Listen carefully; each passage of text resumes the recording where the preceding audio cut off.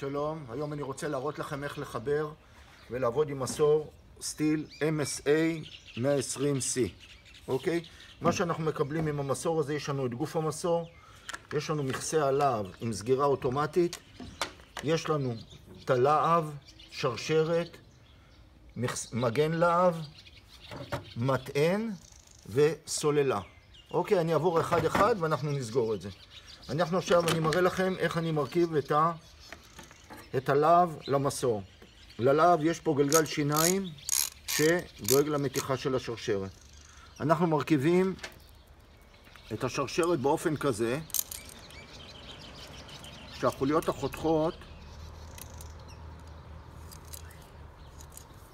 החותכות הן כלפי אחורנית, כלפי החלק האחורי של המסור. שזה יהיה מורכב, אתם תראו את זה במדויק. כי אחרת הוא לא יחתוך.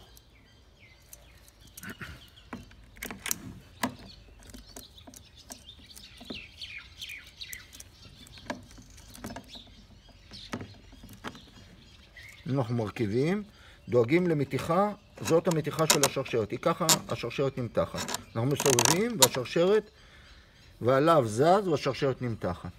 לוקחים את המכסה להב הזה, מניחים אותו על השרשרת וסוגרים. סוגרים עד שרואים שזה ננעל, אבל זה עוד לא מתוח, זה עוד לא סגור, ובודקים שפה זה סגור היטב וסגור במקום. משחררים טיפה ומותחים עם המותחן הזה. יש פה פלוס ויש פה מינוס. מותחים איתו עד שהאצבע נעצרת. בודקים שהשרשרת זזה ואז נועלים את הלהב וסוגרים. המסור מוכן לעבודה. זה הבלם שלו, דואגים שהבלם יהיה לחלק האחורי משוחרר. זאת הסוללה. בסוללה יש פה נוריות. יש לו פה את הכניסה של הסוללה לטעינה.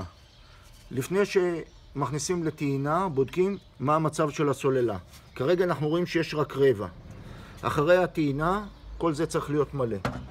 אנחנו מכניסים את הסוללה באופן הזה, והסוללה נדלק פה אור, ורואים שהסוללה נטענת. שכל המנורות דולקות ירוק, סימן שהסוללה טעונה.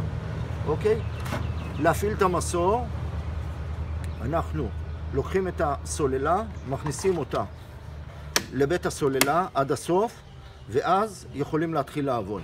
בודקים שהבלם משוחרר, ואז אפשר ללחוץ ולראות שזה עובד. אוקיי? עכשיו, בזמן נסיעה, מוציאים את הסוללה, בזמן שהמסור לא עובד. כדי לשמור שהסוללה לא תיפול, אפשר להכניס אותה טיפה. היא לא מופעלת, אבל היא לא נופלת. אם למישהו יש שם שאלות לגבי ההפעלה של המסור ולגבי התפעול שלו, מוזמן להתקשר אלינו ונשמח לענות לו בהקדם. להתראות, ביי.